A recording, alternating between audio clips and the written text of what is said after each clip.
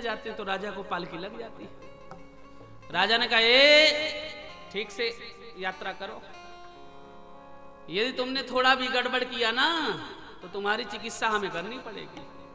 तीनों कहार डर के मारे बोले प्रभु हम तीनों बिल्कुल ठीक चल रहे हैं, ये जो नया वाला है यही सब गड़बड़ कर रहा, जितनी शांटी पड़े इसी के पीठ पर पड़े।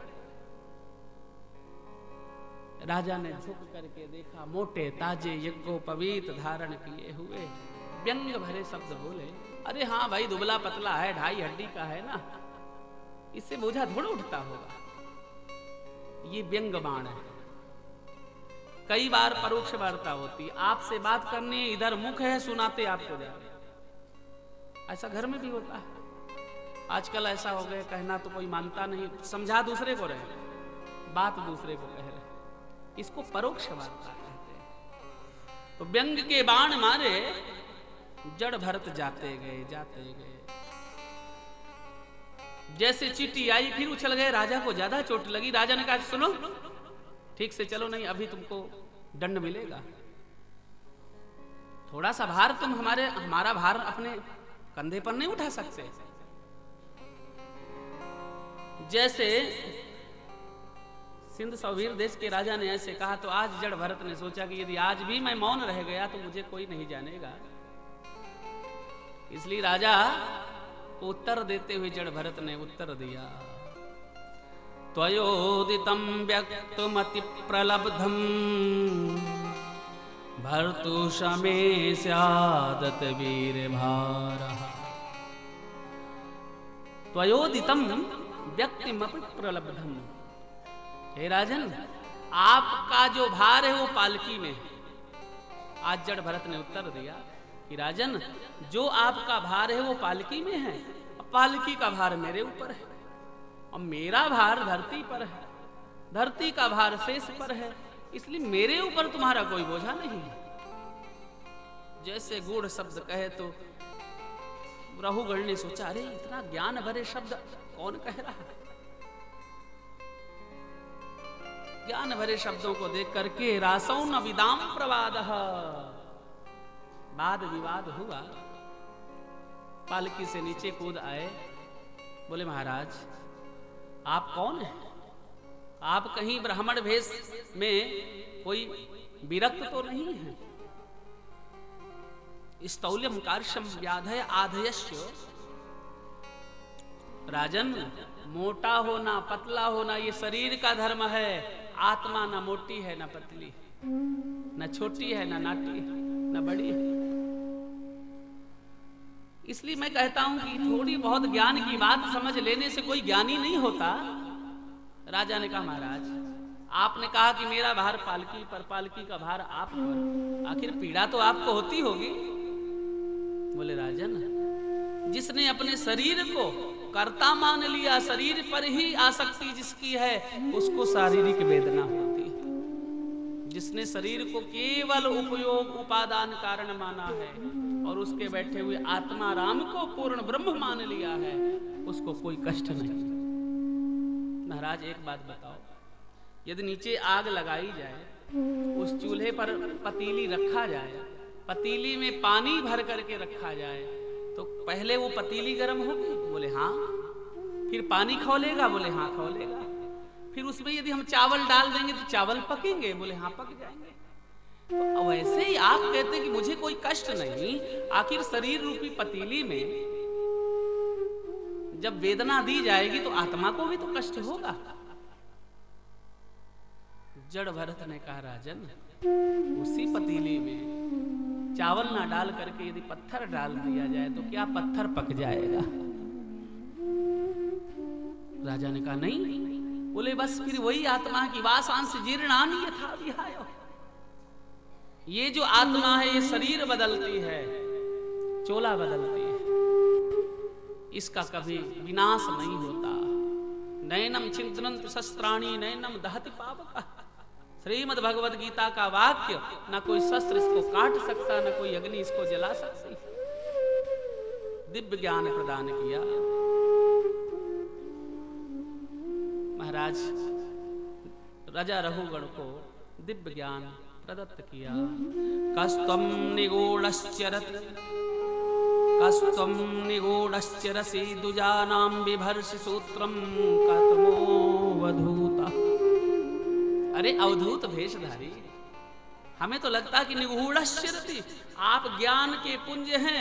मुझे लगता कि साक्षात कपिल ही रूप बदल करके मुझे ज्ञान देने आ गए।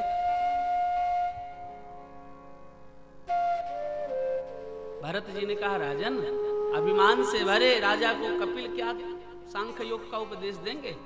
पहले अभिमान को त्याग, निर्मल बन, तब जाकर के ज्ञान प्रवेश होगा। जैसे 2 किलो का किसी के पास में डिब्बा है, उसमें पहले से ही घी भरा पड़ा है, अब कह दो जाओ इसमें 2 किलो और घी लेके आ जाओ, तो क्या 2 किलो घी और आएगा क्या? अरे राजन, तेरे अंदर जो अभिमान भरा पहले इसको निकाल, हृदय को खाली कर, इसमें पात्रता ला। जैसी पात्रता होगी वैसे कृपा की बारिश होगी मेरे गोविंद की। जैसे भक्त की, जैसे शिष्य की पात्रता होती, वैसे गुरु की कृपा उसके हृदय में होती। पात्र तो ला। जैसे एक व्यक्ति ने अपने बेटे को से कहा, बेटा सुन, ये 25 रुपए ले जा, इसमें से सरसों का तेल लेकर के आ सब्जी बनाने के लिए। एक गिलास ले लिया। पुराने समय में गिलास भी बांटदार रहते थे, नीचे उसमें धार बनी रहती थी। तो वो व्यक्ति दुकान में गया, बोले भैया 25 रुपए का मेरे को सरसों का तेल दे दो। दुकानदार ने सरसों का तेल तौल दिया। बोले कितने बने? बोले भाई इतने ग्राम बना, 24 रुपए तू दे दे। मालिक ने कहा था 25 का पूरा तेल लेके आना। बोले नहीं नहीं, मुझे तो 25 रुपए का तेल चाहिए। तो बोले भाई इसमें जगह नहीं है, मैं 25 रुपए का तेल कैसे आपको दे दूं? बोले कुछ भी हो जाए, मेरे को तो 25 रुपए का ही चाहिए, पूरा माल चाहिए। बोले फिर 1 रुपए का तेल कहाँ डलवाओगे? तो उसने पूरा तेल पलट दिया, जिधर बाट बनी तो बोले 1 रुपए के इधर डाल दो। ले जा करके मुखिया के पास पहुंचा। बोले महाराज 25 रुपए का शुद्ध तेल आपके पास मैं लेकर के आया। तो माँ क्रोधित हुई। माँ ने कहा बेटा 24 रुपए का कहाँ? बोले वो नीचे है। तो जैसे पलटा तो 1 रुपए का भी तेल इधर गिर गया, 24 का तो पहले गिर ही चुका था। 1 भी रुपए का तेल नहीं बचा। ऐसे यदि विवेक विहीन जीवन जिया जाएगा तो जीवन जीने का कोई आनंद नहीं आएगा। भाग्योदयेन बहुजन्म समर्जितेन सत्संगमं च लभते पुरुषो यदा। ये ज्ञान जो है ना, सत्संग से मिलता है, पूर्वजों के आशीर्वाद से मिलता है, विनम्रता से मिलता है। राजन, तुझे कौन आत्मज्ञान देगा? तब जड़ भरत अपना परिचय देते। राजन याद करो, अहम पुरा भरतो नाम राजा विमुक्त दृष्टा सुत संग बंध आराधनम भगवत इहमानो मृगो भवम मृग संगार्थतार्थ। अहम पुरो भरतो नाम राजन। अरे राजन, मेरा नाम भरत था, फिर मैं हिरण बना, फिर जड़ बना, जड़ भरत बना। और राजन मैं तेरे से पूछूं तू कौन है? राजा नहीं बता पाया। रहुगढ़ इस तपसा न जाती। उसने कहा मैं राजा रहुगढ़ हूं। बोले इससे पहले तू कौन था? बोले मुझे ज्ञान नहीं। राजन इससे पहले तू हिरण था, मैंने भजन करके तेरा उद्धार किया, तू जंगल में चला गया, मेरी चित्तवृत्ति हिरण में गई, मैं हिरण बन गया। लेकिन संत का स्वभाव है कि जब तक किसी को सदगति ना प्रदान कर दे, कहे चाहे जितने बार जन्म लेना पड़े, जन्म ले करके भी उद्धार करते हैं। ऐसे हमारे भगवत संत हुए हैं। उन्हीं संतों में से जड़ भरत भी हुए। जड़ भरत ने ज्ञान दिया, राजा रहुगढ़ चरणों में नतमस्तक हुए। श्रीमद् भागवत में 28 प्रकार के नरकों का भी वर्णन किया गया। बोलो राधे राधे। राधे राधे।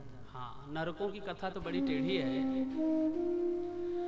यदि कहा जाए तो ऐसा कोई जीव नहीं जिसको नरक में ना जाना पड़े। भाई कोई ना कोई जीवन में अपराध बन ही जाता है। भाई जिसको हम सोचते ये धर्म है, कई बार वो अधर्म भी हो जाता है। राजा विक्रमादित्य बड़े धर्मात्मा राजा रहे। एक बार जंगल में शिकार खेलने गए तो एक हिरण दौड़ता हुआ राजा विक्रमादित्य की तरफ चला आ रहा था। विक्रमादित्य ने देखा कि देखो हिरण मेरी तरफ आ रहा है, और थोड़ी दूर दृष्टि गई तो एक सिंह दौड़ता हुआ उस हिरण को शिकार बना करके दौड़ता चला आ रहा था। राजा विक्रमादित्य ने तत्काल धनुष बाण उठाया और उस सिंह को मारने के लिए जैसे बाण पर प्रत्यंचा चढ़ाई, आकाशवाणी हो गई, ठहरो राजन, अपराध मत करो। अरे किसी जीव की हिंसा हो रही है, उसको मैं बचाने जा रहा हूं, अपराध?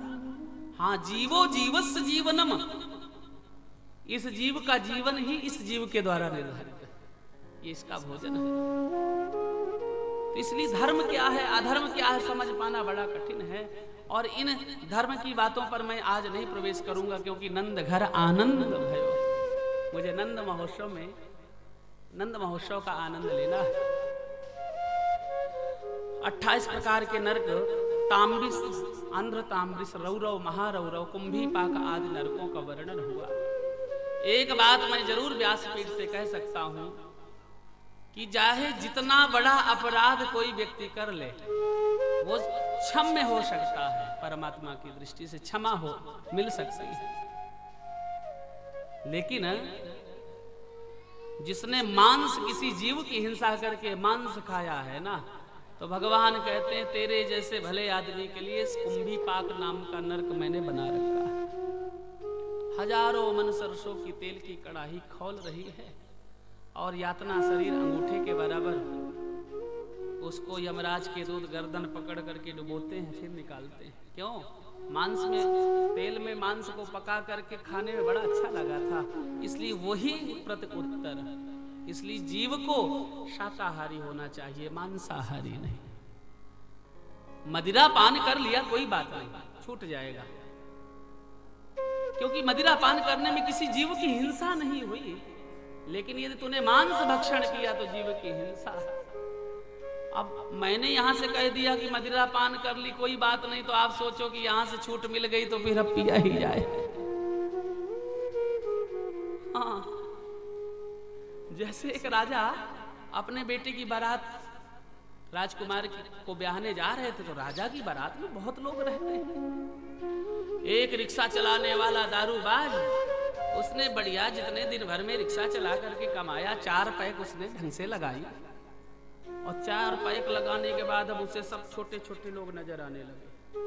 हाँ, राजा की बारात जा रही थी, बीच सड़क पर खड़ा हुआ, दारू पी रखी थी, दारू बिल्कुल चढ़ गई थी।